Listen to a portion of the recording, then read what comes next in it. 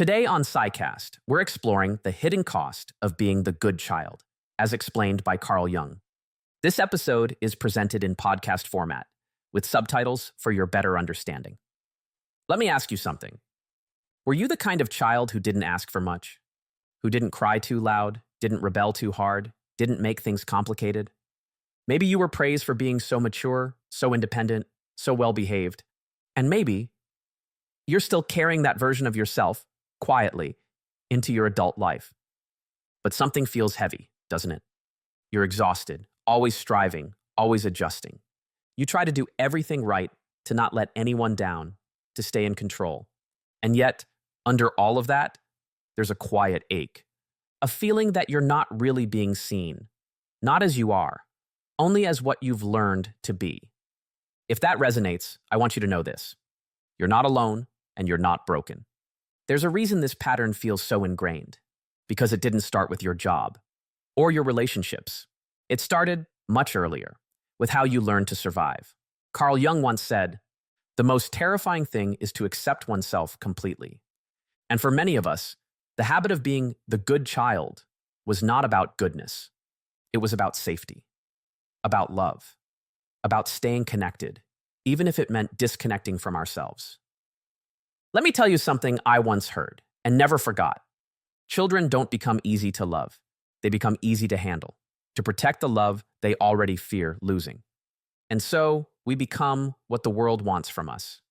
We become careful, pleasant, productive. We become helpful, quiet, smiling. We become whoever we need to be, just to make sure we're not abandoned. But in doing so, we leave parts of ourselves behind. Not because we're fake, but because we were afraid. Afraid that our sadness, our anger, our mess, our needs would make us too much for the people we loved most. And that fear, it doesn't just disappear when we grow up. So we grow up. We become adults who keep trying to earn love by being good, by being competent, reliable, nice.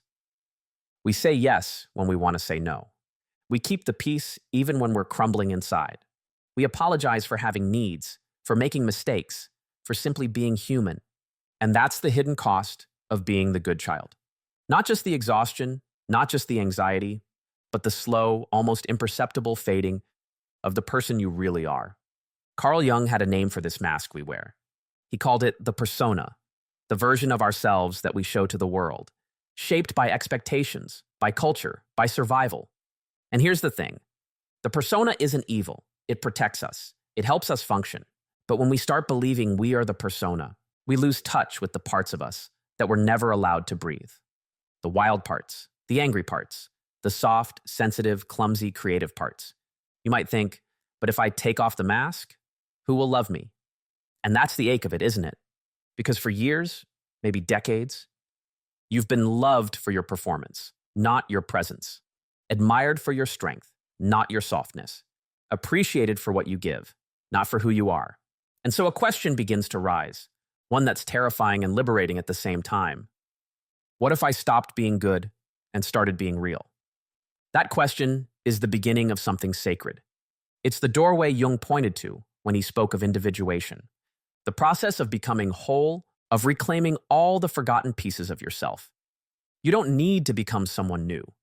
You need to remember who you were before the world told you who to be. The journey back to yourself often begins with fatigue, not the physical kind, but a soul-deep weariness that builds from years of holding everything together. You may find yourself lying awake at night, not because you're restless, but because something in you is tired of pretending, tired of being the one who always knows what to say, how to act, how to be exactly what's needed. There's a quiet desperation in that role, the good one, the strong one, the one who doesn't ask for much. And yet, it's so familiar that letting go of it feels almost like betrayal. Jung believed that what we repress doesn't disappear. It returns, disguised, often demanding to be seen in the most inconvenient ways. You might notice it as anxiety that won't go away, or relationships that feel strangely hollow. You might find yourself achieving things that don't fulfill you, checking boxes in a life that looks good on the outside but feels empty on the inside. These are signals. They are the psyche's way of knocking, gently at first, then louder, asking, "When will you come back to me?"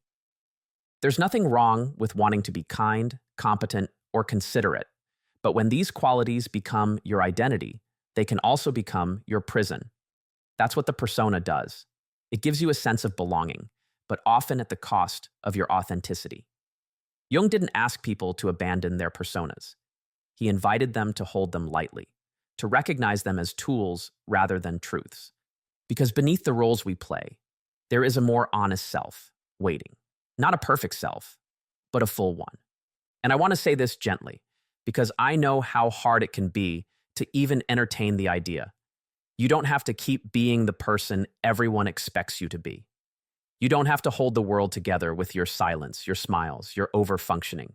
You don't need to prove your worth by being easy to love. You already are. And maybe no one told you this before, but your mess, your emotions, your imperfections, they don't make you less lovable. They make you real.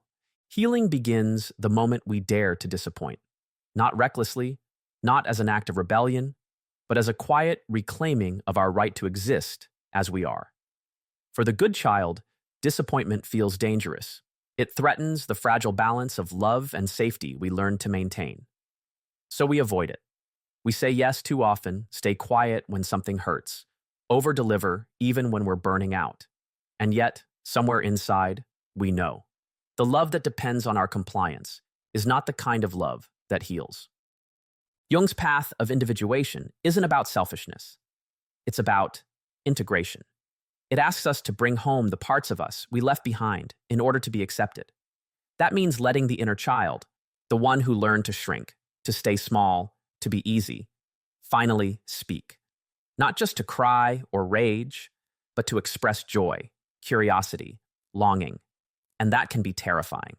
Because if we've spent our whole lives being good, we may have no idea what we actually want or who we are beneath the roles. There's grief in this process. Not dramatic movie scene grief, but a quiet mourning for all the times we didn't speak up, didn't ask for help, didn't let ourselves be seen. We grieve the childhood we didn't know we missed, and the versions of ourselves we had to abandon to survive. And yet, in that grief, something new emerges. Permission. Permission to try. Permission to be misunderstood. Permission to take up space, even if our voice shakes. You might think, but I don't know where to start, and that's okay. You don't need a 10-step plan. What you need is presence. Start by noticing. When do you say yes, but mean no? When do you smile to cover up discomfort? When do you shrink to keep the peace? These tiny moments are clues. And every time you choose honesty, even in a small way, you chip away at the old story. The one that says, love must be earned through perfection. And here's the beautiful, difficult truth. You don't need to fix yourself. You need to return to yourself. That child who never caused trouble, they were wise. They learned how to survive a world that didn't always know how to meet their needs. But you are no longer that child. You have the ability now to choose differently, to show up not just as the one who adapts, but as the one who is allowed to exist fully. Jung reminds us that wholeness is not achieved by being perfect, but by embracing our contradictions. You can be strong and still need support. You can be kind and still have boundaries. You can be loving and still say no. That's not failure. That's humanity. The moment we stop editing ourselves for acceptance, we begin to feel the deeper kind of belonging, the kind that doesn't require performance. Maybe today you won't change your whole life. Maybe you'll just pause before saying yes. Maybe you'll ask yourself what you need, even if you don't have the answer yet. That's enough. Because these small acts of honesty are how we begin to build a life that feels true. Let me leave you with this. You don't owe the world a version of yourself that never makes waves. You are allowed to be complex, to be growing, to be healing in ways others may not understand. The child who kept the peace has done enough. It's time for the adult, the whole, messy, radiant adult, to take up space. And if that feels scary, that's okay. It means you're stepping into something real. And even if no one sees this process from the outside, you'll feel it. Not as a dramatic shift, but as something quieter, a loosening, a softening of the grip you've had on yourself for so long. You'll notice that you begin to breathe a little deeper, that you're not trying so hard to be liked, to be needed, to be indispensable. Because something else begins to take root. The sense that you belong, not because of what you do, but because of who you are. And maybe, for the first time in a long time, you'll look in the mirror and see not the performance, not the perfection, but the person. The one who was always there, underneath the pleasing and the polishing and the proving. The one who wasn't broken, just buried. There will still be days when you slip back into the old roles, when you feel the urge to please, to stay quiet, to fix what isn't yours to fix. That's okay. Healing isn't a straight line. But now, you'll recognize what's happening. You'll feel that inner nudge that whispers, you don't have to do this anymore. And sometimes, that whisper will be enough to change everything. Because this is not about becoming someone better. It's about becoming someone true. The child you were, they deserved softness. They deserved to cry, to laugh too loud, to be messy and held anyway. And if they didn't get that then, you can offer it to yourself now. With every boundary you set, with every honest word you speak, with every moment you choose presence over performance, you are breaking a pattern that began long before you knew it had a name. And that is profound. That is sacred. So let this be your reminder. You are not here to be palatable or perfect. You are here to be whole. And it's not too late to begin again.